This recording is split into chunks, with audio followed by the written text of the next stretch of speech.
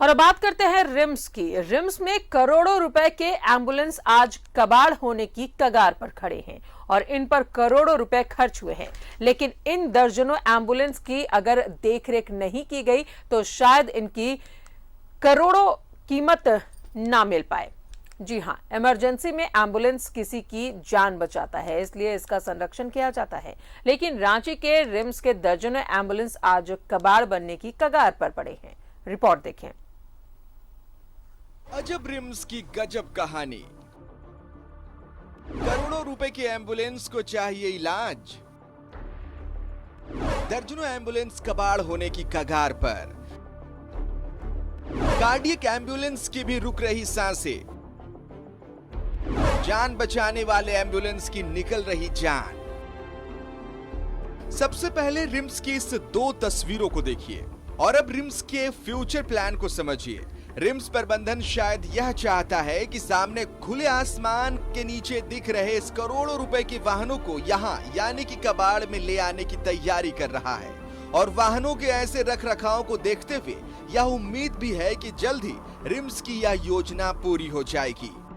इतना मशीन सब लगा हुआ है, देखने से नहीं लग रहा है कबाड़ में, लेकिन कबाड़ में बन गया है, इसको बना दिया गया है। ये सब सिस्टम का दोष है। सरकार का ऐसे ही पब्लिक से पैसा लेती है और सरकार का पैसा ऐसे चला जाता है। ऐसी अजीबोगरीब व्यवस्था आपको रिम्स में ही देखने को मिलेगी। सड़कों पर दौड़ती मरीजों की जान बचाती रिम्स की एम्बुलेंस को खुले में रखा जा रहा है और करोड़ों रुपए के कबाड़ हो चुके एम्बुलेंस को शेड में रखा जाता है, जबकि रिम्स के एम्बुलेंस चालकों ने इस बात की जानकारी रिम्स प्रबंधन के अधिकारियों को भी दिया। पिछले 2 साल से एम्बुलेंस के रखने के लिए शेड बनवाने की मांग की जा रही है। ये सब गाड़ी का रिपेयरिंग अगर कुछ दिन पहले हुआ रहता तो कितने लोगों को जान बच जाते। ये तो बिल्कुल गलत है। ये तो हॉस्पिटल प्रबंधक और सरकार को इस सब पर विशेष ध्यान देना चाहिए, क्योंकि एम्बुलेंस के कारण कितने लोगों की जान गई है इस कोरोना महामारी में। और अभी भी ज़रूरत है। अभी भले ही लॉकडाउन खुल चुका है अभी कुछ समय के लिए, लेकिन हकीकत में ज़रूरत है। एम्बुलेंस का रिपेयरिंग करके 5 एम्बुलेंस है तो दिन भर में कम से कम 10 लोगों का जान आराम से बच सकता है इनके द्वारा। 15 जी धूल साफ करेंगे। अरे यहाँ का जो प्रवक्ता है वो सब चीज़ को ध्यान देना चाहिए कि वैसा ये हमारा काम कैसे हो। यहाँ तो क्या है कि ठीक बात है, उन्होंने बोला कि ज़मीनी स्तर पर जो चलते हैं ना वो जानते हैं कि तकलीफ़ होता क्या है, और ज़्यादा काम आज के डेट में पेपर में होता है, पेपर में ही रखा रह जाता है। उस चीज़ को ध्यान देना चाहिए भैया कि वाकई में काम हो रोड पे वो काम दिखे। लेकिन वाकई में जो 5 तरह के एम्बुलेंस के बारे में बताया वो एकदम परफेक्ट बात है। रिम्स में उपकरणों को एमआरपी से 2 3 महंगे दामों पर खरीदना कोई नई बात नहीं है। अब रिम्स के इस डेंटल वैन को ही देख लीजिए। बेतरतीब तरीके से रखरखाव होने की वजह से समय से पहले उपकरण खराब हो जाते हैं, मगर पैसे वाले रिम्स में उसकी मरम्मती ही नहीं बल्कि खरीदारी में विशेष ध्यान होता है। मामूली शेड और गैरेज के कारण करोड़ों रुपए की एम्बुलेंस स्वाहा करने की तैयारी चल रही है। रांची से न्यूज़ 11 भारत के लिए सहयोगी राजेश के साथ सत्यव्रत किरण की रिपोर्ट। ज्यादा जानकारी ले सहयोगी सत्यव्रत हमारे साथ है। सत्यव्रत, ऐसी कोई दिन नहीं होती है जब रिम्स की ये खामियां हमें देखने को नहीं मिलती है। आज ऐसी तस्वीर सामने आई है जहां करोड़ों की लागत से ये एम्बुलेंस कबाड़ बन रहे हैं। नहीं, देखिए, रिम्स के लापरवाही की ये कोई पहली खबर नहीं है।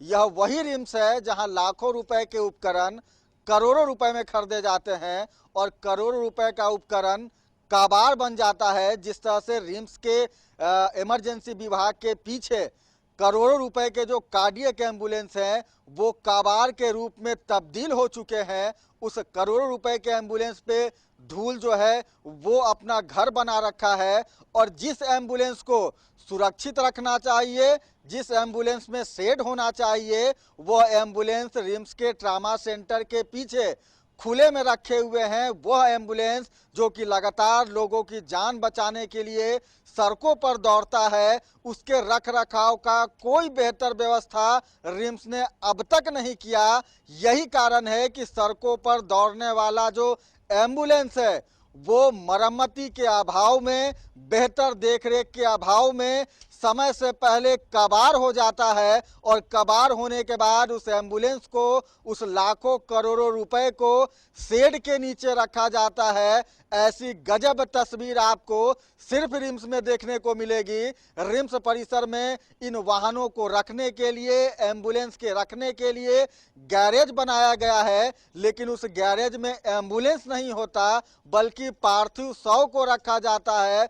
वो पार्थिव शव जिससे दुर्गंध निकलता है और आसपास आने जाने वाले लोगों को काफी समस्याएं होती हैं। लेकिन यह सभी तस्वीरें रिम्स के जो हाकिम हैं, जो हुजूर हैं, उन्हें नहीं दिखता है कि कैसे जनता के गाढ़े कमाई टैक्स के द्वारा जो पैसा सरकार को मिलता है और सरकार करोड़ों रुपए सालाना रिम्स को यह कहकर देती है ताकि मरीजों को सुविधाएं मिल सके, लेकिन रिम्स प्रबंधन, रिम्स के पदाधिकारियों की उदासीनता है कि लाखों रुपए के सामान जिसे रिम्स करोड़ों रुपए में खरीदता है, उस सामान के बेहतर रख रखाव की कोई व्यवस्था नहीं है। और वैसे करोड़ों रुपए के जो सामान है, जो एम्बुलेंस है, वो कबाड़ बनने की कगार पर है। अगर समय रहते रिम्स प्रबंधन के द्वारा उन एम्बुलेंस को रखने के लिए कोई बेहतर व्यवस्था नहीं की जाती है तो वह दिन दूर नहीं है जहां रिम्स के कबाड़ में पड़े एम्बुलेंस पड़े हैं,